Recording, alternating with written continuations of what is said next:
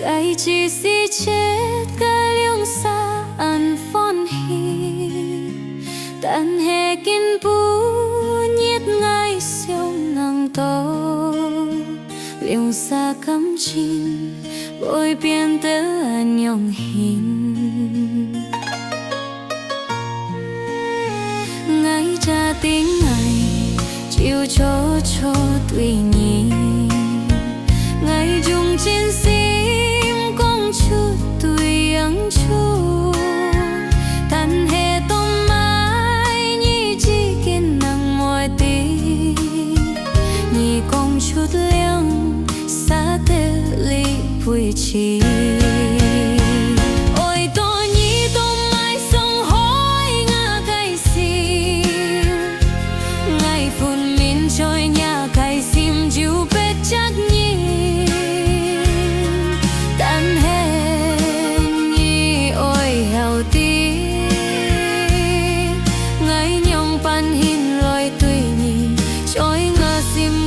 chiến sĩ tan nỗi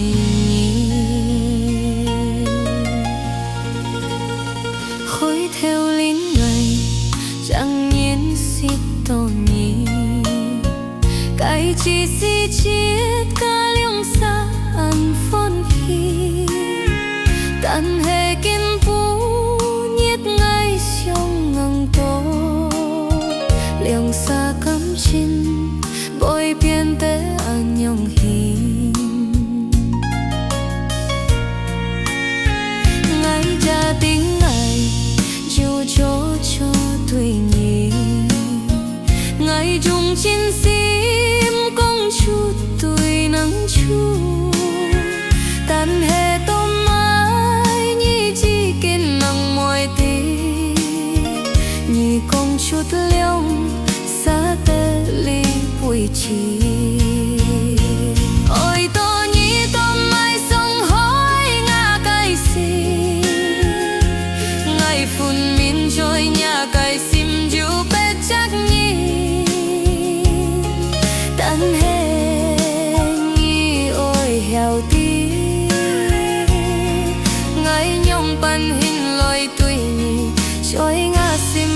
chính sĩ ăn nỗi nhì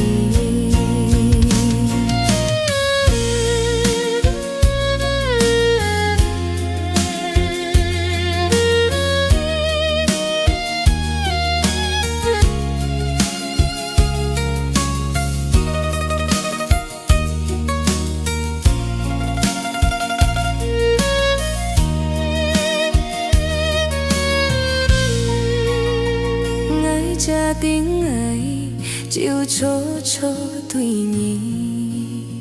ngày dùng trên sim công chút tùy nắng chu tan hè tôm mai nhi chỉ kiên nặng ngồi tí